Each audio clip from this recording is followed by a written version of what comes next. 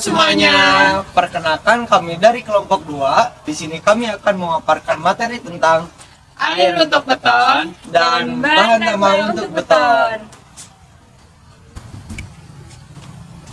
Perkenalkan, saya Ahmad Gifari dengan NIM 241134002.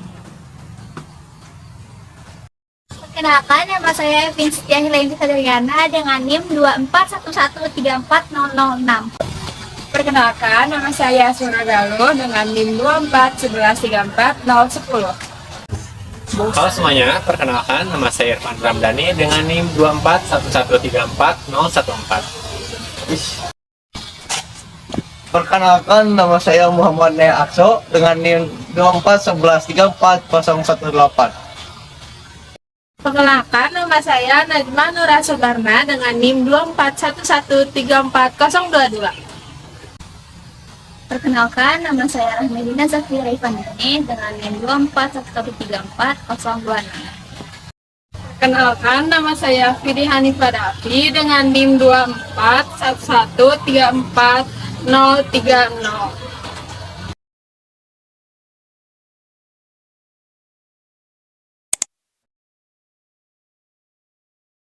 Pertama-tama, secara umum, air merupakan bahan yang penting pada beton yang merupakan terjadinya reaksi kimia dengan semen.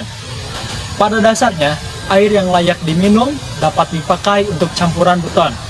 Akan tetapi, dalam pelaksanaannya, banyak air yang tidak layak diminum memuaskan dipakai untuk campuran beton.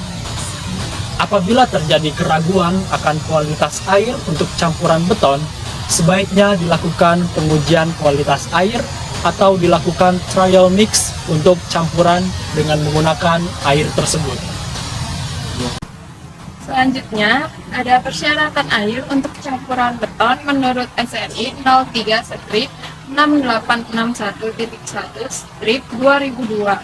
Yang pertama, harus bersih, tidak mengandung lumpur, minyak, dan benda terapung lainnya yang dapat dilihat secara visual.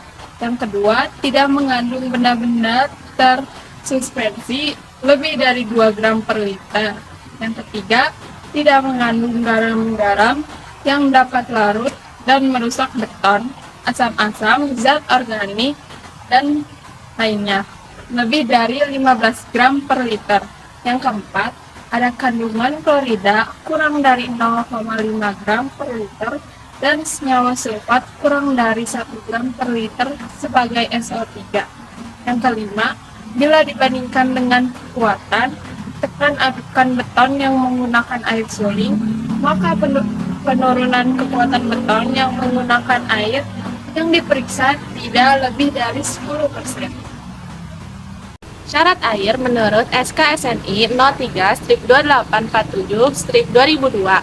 Yang pertama, air yang digunakan pada campuran beton harus bersih dan bebas dari bahan-bahan merusak yang mengandung oli, asam, alkali garam, bahan organik, atau bahan-bahan lainnya yang merugikan terhadap beton atau tulangan.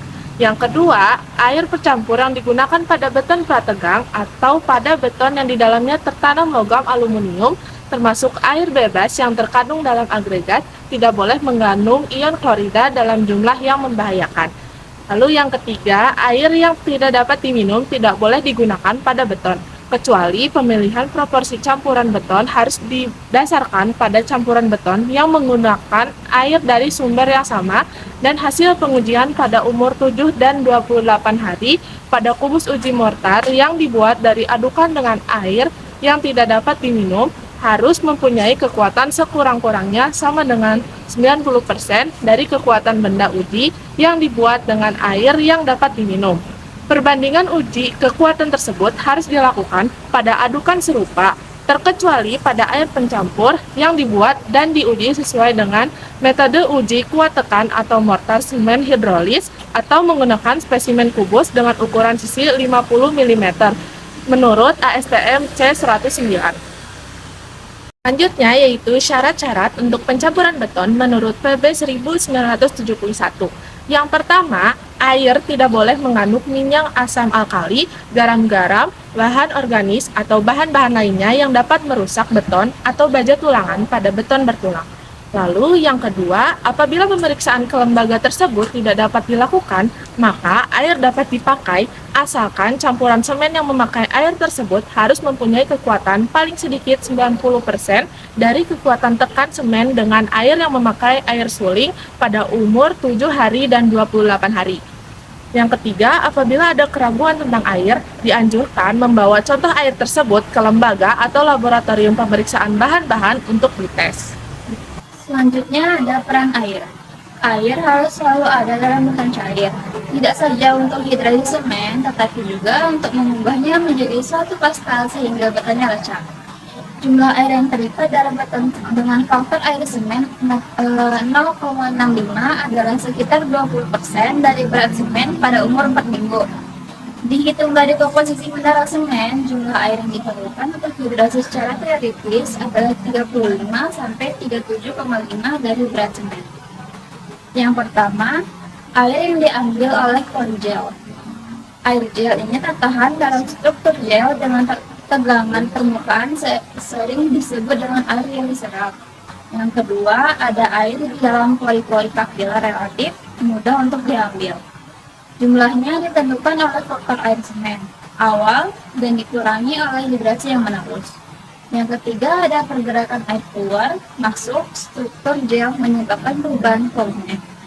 Ini bisa disebabkan oleh rebangan akibat lingkungan dan rebangan akibat beban. Yang keempat, ada kehilangan air sebelum setting karena hidrasi dan evaporasi dan permukaan terekspos dengan menyebabkan hilangnya kecaman. Kemudian, terdapat pengaruh air terhadap kualitas beton. Air diusahakan agar tidak membuat rongga pada beton, tidak membuat retak pada beton, dan tidak membuat korosi pada tulangan yang mengakibatkan beton menjadi rapuh. Banyak hal-hal lain yang bisa berdampak karena pemakaian air. Berikut ini uraiannya. Yang pertama, air tidak mengandung bahan organik seperti rumput dan lumut yang terkadang terbawa air karena akan mengakibatkan berkurangnya daya lekat dan menimbulkan rongga pada beton. Yang kedua, air tidak mengandung klorin lebih dari 0,5 gram per liter karena bisa menyebabkan korosi pada tulangan. Yang ketiga, air tidak mengandung garam lebih dari 15 gram karena resiko terhadap korosi semakin besar. Yang keempat, air tidak mengandung minyak lebih dari 2% dari berat semen karena akan mengurangi kuat tekan beton sebesar 20%. Yang kelima, air tidak mengandung gula lebih dari 2% dari berat semen karena akan mengurangi kuat tekan beton pada umur 28 hari. Yang keenam, air tidak mengandung lumpur lebih dari 2 gram per liter karena dapat mengurangi daya lekat atau bisa juga mengembang dan menyusut. Yang ketujuh, air tidak mengandung senyawa sulfat lebih dari 1 gram per liter karena dapat menurunkan mutu beton sehingga akan rapuh dan lemah. Air merupakan zat cair sebagai alat media untuk mendapatkan kelecekan yang diperlukan untuk penuangan beton pada beton segar. Jumlah air yang diperlukan untuk kelecekan tertentu tergantung pada sifat material penyusun yang digunakan. Yang pertama, ukuran agregat maksimum. Diameter membesar, maka kebutuhan air menurun. Begitu juga, jumlah mortar yang dibutuhkan menjadi lebih sedikit. Yang kedua, ada bentuk butir. Bentuk bulat akan menyebabkan kebutuhan air menurun. Misalkan, untuk batu pecah perlu lebih banyak air. Yang ketiga, gradasi agregat. Gradasi baik akan menyebabkan kebutuhan air menurun untuk kelecekan yang sama. Kemudian, yang keempat, kotoran dalam agregat. Makin banyak slit, tanah liat, dan lumpur, maka akan meningkatkan kebutuhan air meningkat. Yang kelima, jumlah agregat halus. Jika agregat halus lebih sedikit, maka kebutuhan air menurun. Nah, selanjutnya ada pengaruh kotoran pada air. Banyak akibat yang merugikan pada beton jika airnya sudah tercemar dan kotor digunakan untuk pencampuran beton. Nah, kotoran pada air jika terikut dan tercampur dalam campuran beton pada umumnya bisa menyebabkan perubahan secara sifat atau karakteristik pada beton. Nah, apa aja sih? Antara lain, gangguan pada hidrasi dan pengikatan. Yang kedua, ada gangguan pada kekuatan dan ketahanan. Yang selanjutnya ada korosi pada tulangan baja maupun kehancuran beton. Yang keempat, ada bercak-bercak pada permukaan beton. Dan yang terakhir, ada perubahan volume yang dapat menyebabkan keretakan. Selanjutnya, ada jenis-jenis air untuk pencampuran beton. Pada umumnya, air yang dapat diminum dapat juga digunakan sebagai air pengaduk pada beton. Adapun jenis-jenis air yang dapat digunakan untuk air pengaduk beton. Di antaranya ada air hujan. Nah, air hujan ini menyerap gas dan udara pada saat jatuh ke bumi. Biasanya air hujan juga mengandung unsur oksigen, nitrogen, dan karbon dioksida. Nah, yang selanjutnya ini ada air tanah, biasanya mengandung unsur kation dan anion. Selain itu juga kadang-kadang terdapat unsur CO2, H2S, dan NH3. Dan yang terakhir ada air permukaan, terdiri dari air sungai, air danau, air genangan, dan air reservoir. Air sungai atau danau dapat digunakan sebagai air pencampur.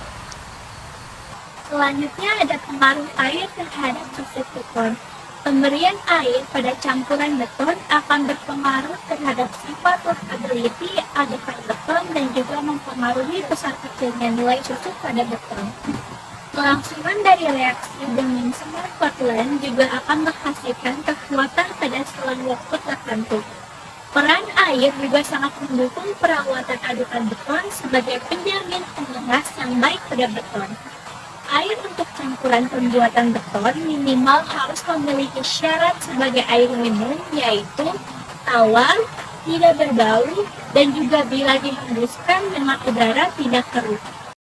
Dan ada juga beberapa persyaratan yang sebaiknya memenuhi sebagai pencampuran untuk pembuatan beton agar terbebas dari susut beton. Yang pertama, air tidak mengandung lumpur ataupun benda melayang lainnya lebih dari 2 gram per liternya. Yang kedua, tidak mengandung garam yang dapat merusak beton seperti asam atau zat organik lebih dari 15 gram per liter. Yang ketiga, tidak mengandung klorida lebih dari 0,5 gram per liter. Yang terakhir, faktor air semen merupakan perbandingan berat antara air dan juga semen Portland, yang mana dalam campuran tersebut adalah adukan beton.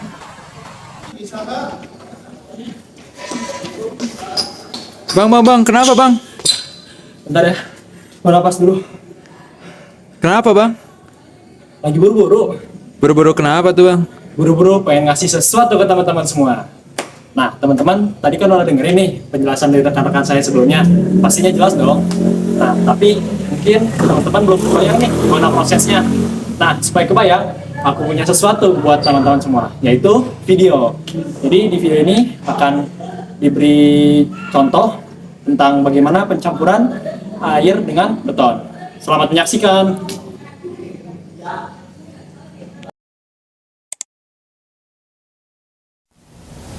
Most guys use a hoe to mix up concrete, but years ago I discovered that a rake makes the job a lot faster and easier. Here's how I do it. Check the label for the right amount of water to use with each bag.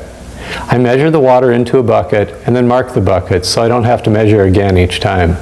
First, dump all the water into the mixing tub.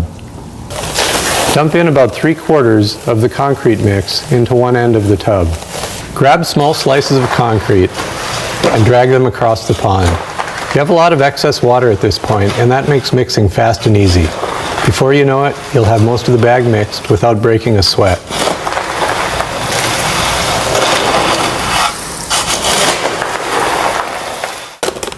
When all the dry mix is soaked, you're ready to dump in the rest of the bag. Mix up the second round the same way you did the first. As the concrete soaks up the excess water, your pond will dry up and you'll have to work a little harder. When it's all mixed to the same consistency, you're ready to pour some crete.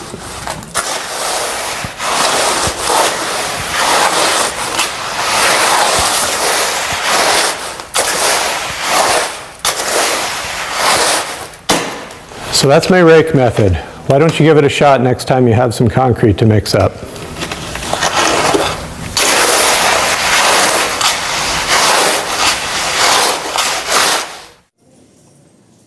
Nah, gimana tadi videonya? Semoga teman-teman bisa lebih kebayang ya gimana prosesnya. Udah, segitu dulu, mau lari lagi.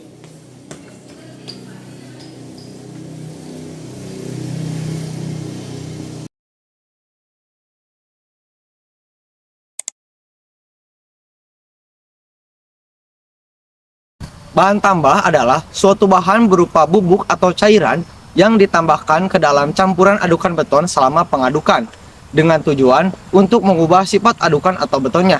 Ini menurut spesifikasi bahan tambahan untuk beton SKSNI S18 1990-03. Penambahan bahan tambah dalam sebuah campuran beton atau mortar tidak mengubah komposisi yang besar dari bahan lainnya, karena penggunaan bahan tambah ini cenderung merupakan pengganti atau substitusi dari dalam campuran beton itu sendiri. Selanjutnya, tujuan menggunakan bahan tambah. Tujuan penggunaan bahan tambah menurut Manual of Concrete Practice dalam Admixture and Concrete adalah sebagai berikut. 1. Menambah sifat mudah pengerjaan tanpa menambah kandungan air.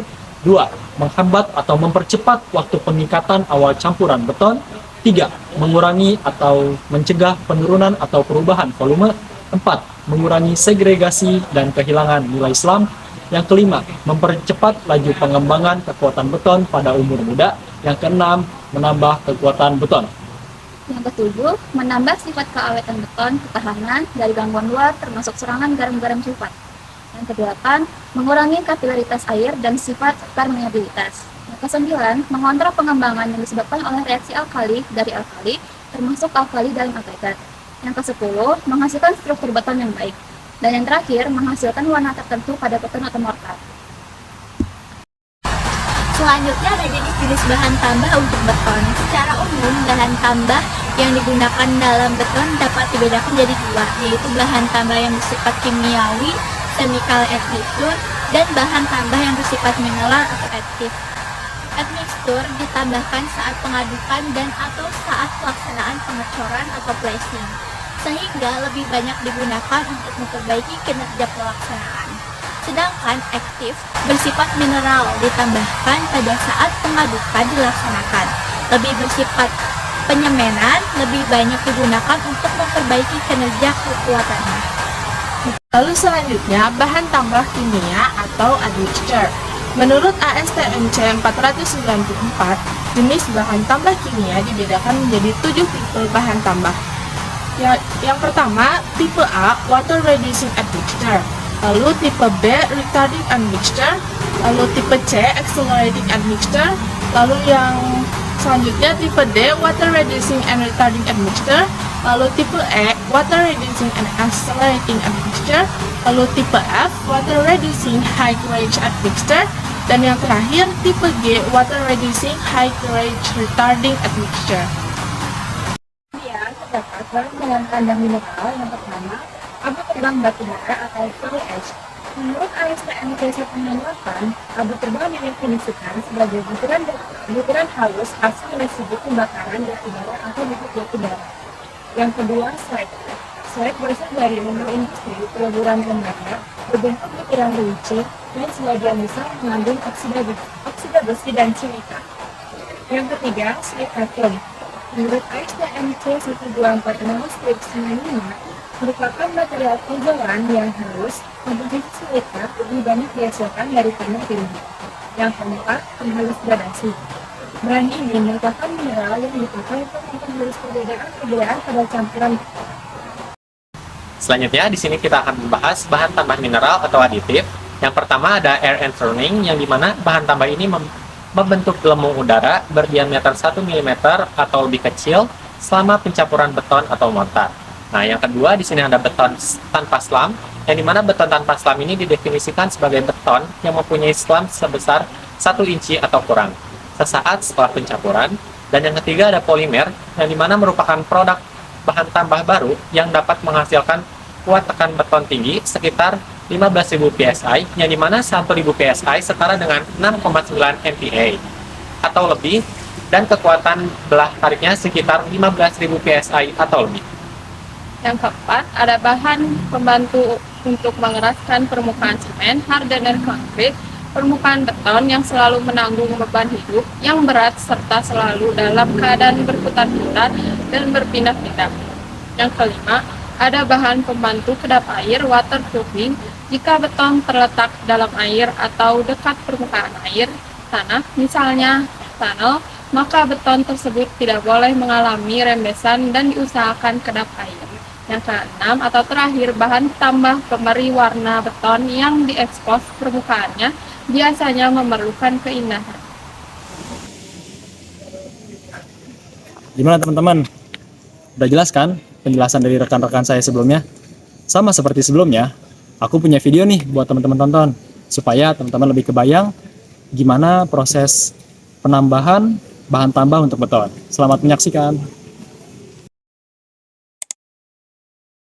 Saya mau menjelaskan sedikit tentang bahan penguat beton, suatu produk bernama Beton Mix, di mana produk ini memiliki keunggulan atau 3 keistimewaan. Yang pertama, meningkatkan kualitas beton, mempercepat pengerasan atau pengeringan, dan memudahkan pengecoran itu sendiri ya. Jadi banyak orang yang mungkin belum tahu apa itu Beton Mix. Jadi Beton Mix itu seperti yang tadi saya katakan, bahwa bahan tersebut membantu untuk meningkatkan kualitas dari coran tersebut ya. Juga akan mempercepat pengeringan, juga mempermudah dari adukan cor itu untuk dilakukan pengecoran ya. Yang pertama, seperti biasa dalam membuat adukan coran, yang pertama adalah menggunakan pasir yang berkualitas, lalu dicampur dengan jadi proses pertama adalah pencampuran pasir dan semen sesuai kapasitas atau sesuai kadarnya ya. Jadi sekian semen untuk sekian pasir gitu. Ini langkah yang pertama, yaitu mencampur pasir dan semen sesuai kapasitas yang dianjurkan. Lalu setelah itu pencampuran dengan air ya. Nah, pada saat pencampuran dengan air ini, cairan mix beton ini bisa dituangkan dengan kapasitas, kalau kita menggunakan gelas water mineral, jadi aturannya adalah 2 gelas untuk 1 gelas untuk 2 semen, atau 1 liter itu untuk 8 sak semen ya. Jadi kalau kita menggunakan semen 2 sak, berarti kita menggunakan cairan tersebut sebanyak 2 gelas air mineral atau 240 liter kali 2 ya. Nah, setelah adukan tersebut jadi, langkah berikutnya yaitu, ini karena kebetulan gotong royongnya adalah pengecoran jalan yang berlubang, jadi setelah adukan itu dirasa cukup tidak terlalu encer dan tidak terlalu kental, lalu adukan tersebut dituang ke jalan-jalan yang berlubang. Nah, seperti ini hasil yang sudah jadi. Jadi Mas, berapa lama jadi tukang, Mas? Jadi itu langkah berikutnya ya, dituang kepada jalan-jalan yang berlubang. Lalu setelah itu diratakan bisa dengan menggunakan kayu atau papan. Lalu langkah berikutnya yang tidak boleh dilupakan, yaitu setelah itu menaburi bagian atas coran ini dengan semen sebelum finishing ya. Nah, sebelum finishing ditaburin semen dulu. Ini tujuannya untuk lebih memperkuat bagian permukaan ya. Nah, seperti ini hasilnya. Jadi sebelum ditaburin semen, sebelum langkah terakhir itu ditaburin semen dulu, lalu langkah terakhir bisa menggunakan sapu lidi untuk proses finishingnya. Lalu dengan cairan beton tersebut bisa 2 kali lebih cepat kering dibandingkan tidak menggunakan cairan. Oke, semua.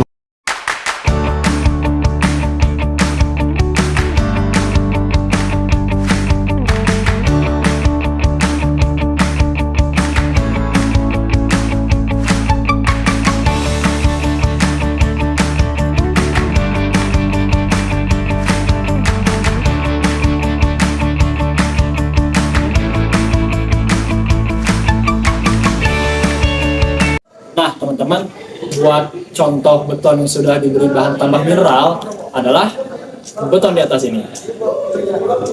Nah, beton yang di atas ini telah diberi bahan tambah mineral, yang dimana salah satu fungsinya membuat beton tersebut kedap air, sehingga orang yang berjalan di jalan ini tidak akan terkena basah ketika hujan.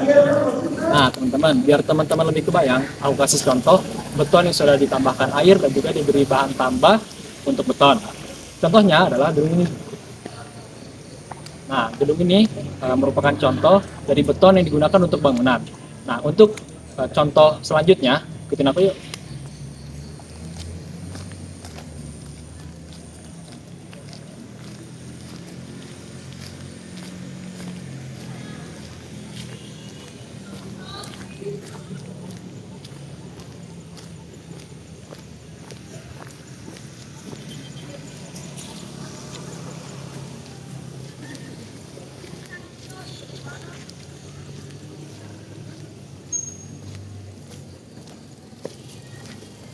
Nah, teman-teman, karena contoh beton yang digunakan untuk perkerasan jalan yang nggak ada, jadi aku kasih fotonya di sini ya. Sekian materi yang dapat kami paparkan. Semoga bermanfaat. Terima kasih.